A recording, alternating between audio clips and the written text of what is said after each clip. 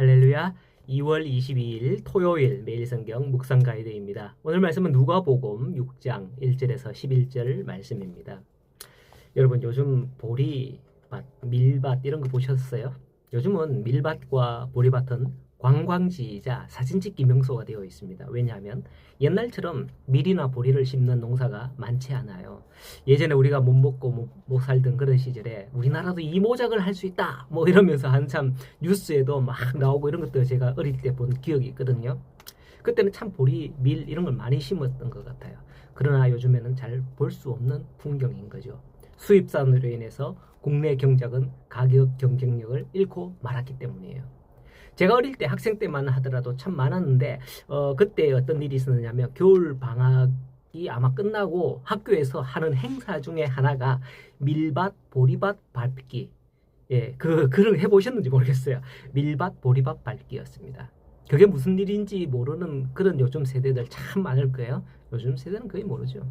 겨울 동안에 밀밭과 보리밭에 흙이 얼면은 표면이 이렇게 쭉 얼면 팽창을 하잖아요. 표면이 떠요. 그러면 이 속에 밀, 보리의 뿌리가 흙 사이에서 노출되어 공기 중에 노출되는 거예요. 흙 밑에서. 뿌리가 말라 죽습니다. 그렇게 되면. 그래서 들뜬 땅을 밟아줌으로써 뿌리가 흙과 잘 접촉되어 마르지 않도록 하는 그런 일을 우리 온 학생들이 전교생이 지역마다 가서 보리밭, 밀밭 밟기 그런 일을 했던 게 기억이 나요.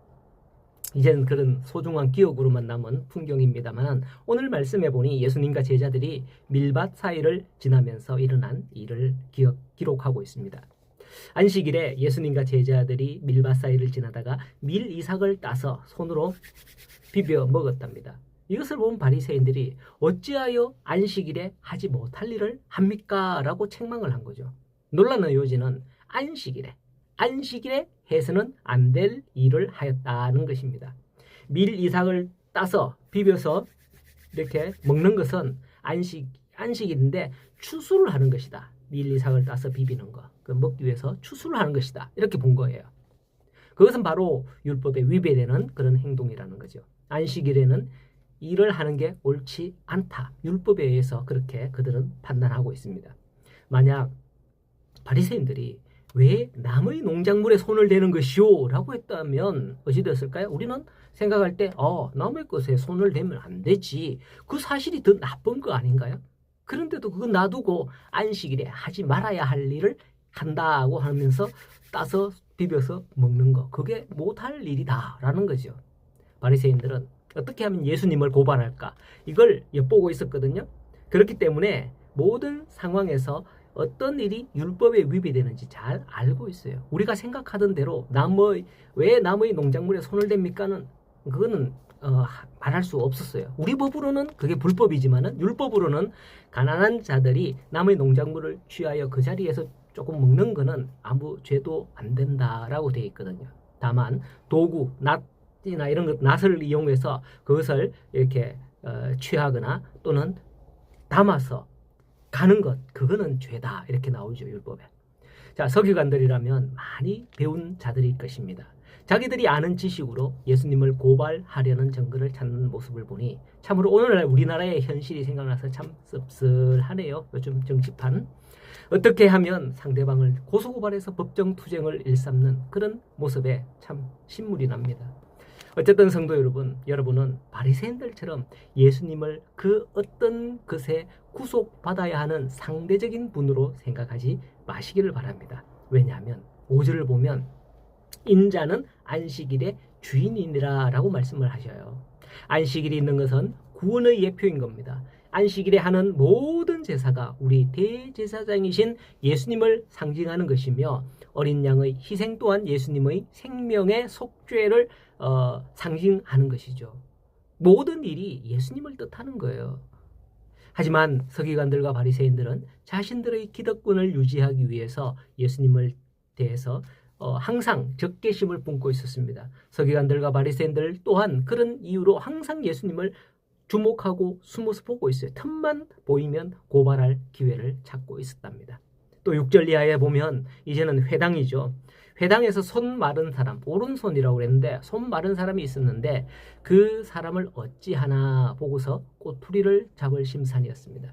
여기서도 문제의 핵심은 그 사람을 고치느냐 안 고치느냐, 고치느냐 못 고치느냐, 여기 있는 게 아니에요. 6절에 보면 또 다른 안식일에라고 시작하고 있거든요. 안식일.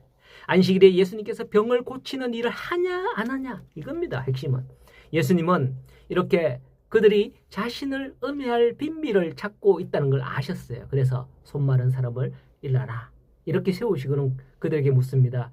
회중을 둘러보면서 내가 너희에게 묻노니 안식일에 선을 행하는 것과 악을 행하는 것, 생명을 구하는 것과 죽이는 것 어느 것이 옳으냐 하시면서 그 사람의 손을 펴라 하면서 고쳐주십니다. 동일한 사건이 나오는 마태복음 12장에서는 이런 비유를 하십니다. 예수님께서 이르시되 너희 중에 어떤 사람이 양 한 마리가 있어서 안식일에 구덩이에 빠졌으면 구덩이에 빠졌으면 끌어내지 않겠느냐.